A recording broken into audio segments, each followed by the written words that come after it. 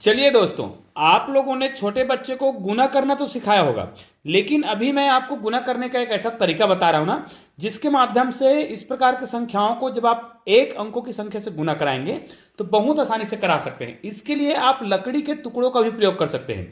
अब आप लोग ये बोलोगे कि सर आपने यहाँ पर अंकों को लिख रखा है, तो लकड़ी के टुकड़ों का उपयोग करके हम इसको कैसे सिखाएंगे। आप चाहे तो आपके घर में अगरबत्ती का टुकड़ा हो, है ना, एक एक अगरबत्ती जो होता है उसको ले सकते हैं। बहुत सारे अगरबत्ती के टुकड़े ले लीजिएगा, अगरबत्ती ही ले लेना है, और उनसे आप इस गणित को हल करा सकते हैं। गुना की संक्रिया जो है हल करा सकते हैं लकड़ी के टुकड़े से। तो आपको बहुत सारे लकड़ी ले लेने हैं, 15-20, या फिर अगरबत्ती सबसे बेस्ट है, उसको ले लीजिएगा। और कैसे कराना है मैं बता रहा हूं। देखिए, गुना की संक्रिया कराना है वो भी अगरबत्ती के सहारे। कैसे कराएंगे, देखिए यहां पर 5 लिखा है ना, तो आप यहां पर क्या करिएगा, 5 अगरबत्ती को आपको इस प्रकार क्या कर देना है, लगा देना है। ये देखिए यहां पर 5 लिखा है, तो मैंने यहां पर 5 अगरबत्ती लगा दी है, ठीक है। उसके बाद यहां पर 2 लिखा है। याद रखिएगा, आपको जब भी एक अंक का आपने अगरबत्ती के टुकड़े आप लगा लिए होंगे, उसके बाद दूसरा अंक जब लिखेंगे तो एक थोड़ा सा गैप कर देंगे। उसके बाद यहां पर कितने लगाएंगे, 2 अगरबत्ती लगा देंगे। मैं यहां पर खींच करके बता रहा हूं, यहां पर 3 है, तो आप 3 अगरबत्ती के इस प्रकार को इस प्रकार लगा सकते हैं। उसके बाद 4 है, तो थोड़ा गैप करके 4 अगरबत्ती आप यहां पर फिर से लगा सकते हैं। तो ये काम बच्चे जब करेंगे ना, तो उसको अच्छा भी लगेगा और आसानी से कर पाएंगे। और यहां पर देखिए, हम किसी प्रकार का भी टेबल का प्रयोग नहीं करने वाले हैं, डायरेक्ट इसके माध्यम से हम क्या करने वाले हैं, संक्रिया सिखाने वाले हैं। किसका, गुना का।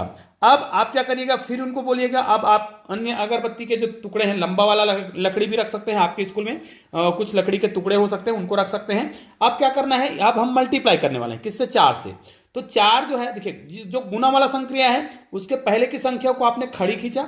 अब ये वाला जो लाइन 4 दिख रहा है, उसको आपको क्या करना है, इस प्रकार खींचना है। जैसे 4 है, तो मैं 4 लकड़ी के टुकड़े को इस प्रकार रख दूंगा। 4 लकड़ी के टुकड़े आपके पास होने चाहिए, थोड़ा बड़ा हो इस प्रकार। ये देखिए, ये आपने 4 लकड़ी के टुकड़े यहां पर भी रख दिए। अब बच्चों से क्या करना है, गुना की संक्रिया कराने के लिए गिनने के लिए बोलना है। क्या गिनने के लिए बोलना है, देखिए जहां जहां पे कट हुआ है, आपने ऊपर से नीचे अगरबत्ती के टुकड़े लगाए थे, और बाएं से दाएं आपने क्या किया है, एक बड़ा लकड़ी का टुकड़ा रखा है।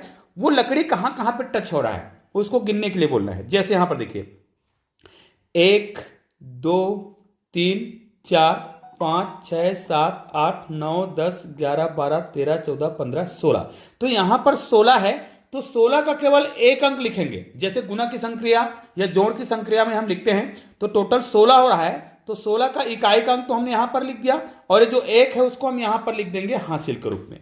ठीक है, पहला काम हो गया।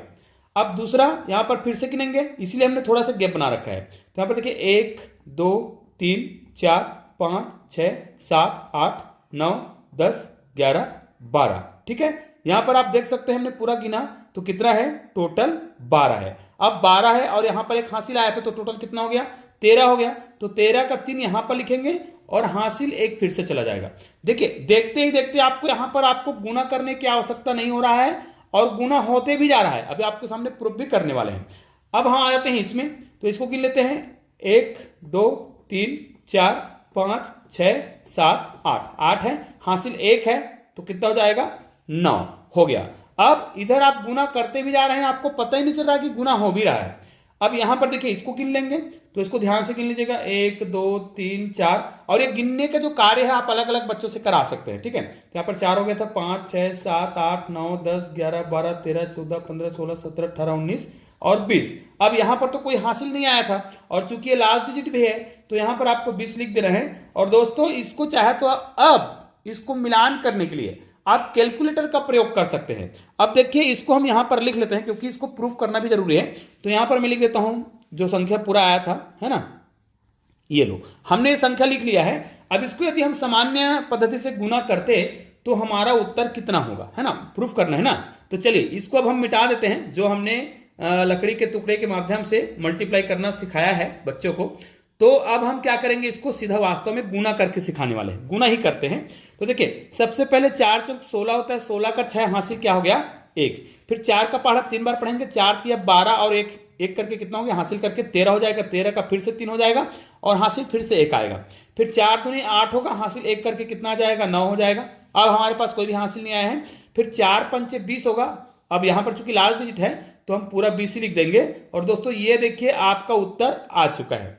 तो इस प्रकार आप बहुत ही आसानी से जब भी कोई संख्या को एक अंकों की संख्या से गुना करें, यहां पर आपको एक अंकों की संख्या से गुना करना सिखाया है। यदि आप लोग मुझे कमेंट करते हैं तो मैं 2 और 3 अंकों की संख्या का भी इसी प्रकार लकड़ी के टुकड़े का प्रयोग करके या फिर इसी प्रकार लाइन खींच करके हम गुना कर सकते हैं, जिसे बच्चे बहुत ही आसानी से खेल खेल में ही सीखेंगे। और जब वो घर जाएगा तो घर में उनके बहुत सारे ऐसे सामग्री मिल जाएगा जिसको वो क्या कर सकता है, इस प्रकार खड़ी लाइन में खड़ी करके मतलब लगा करके जमा करके कर सकता है और बहुत ही आसानी से गणित को सीख सकता है। गणित उनको बिल्कुल भी कठिन नहीं लगेगा। और आपको ऐसे ही और भी गणित के बहुत सारे ट्रिक चाहिए या फिर गणित के कुछ ऐसे वीडियो चाहिए जो जादू जैसा लगता है, तो उसके लिए मैंने इसी चैनल पर एक प्लेलिस्ट बना रखा है और उस प्लेलिस्ट में आपको गणित के अंकों के रहस्य देखने को मिलेगा। तो आपको 2 प्लेलिस्ट मिलेंगे, है ना, गणित के जादू, मैथ्स मैजिक, और एक मिलेगा 369 अंकों के रहस्य। इन दोनों प्लेलिस्ट में आपको बहुत सारे अंकों के ऐसे रहस्य जानने को मिलेंगे जो बहुत ही यूनिक है, तो उनको जरूर देखिएगा और आनंद लीजिएगा। चलिए मिलते हैं एक और बेहतरीन वीडियो के साथ, तब तक के लिए जय हिंद जय भारत।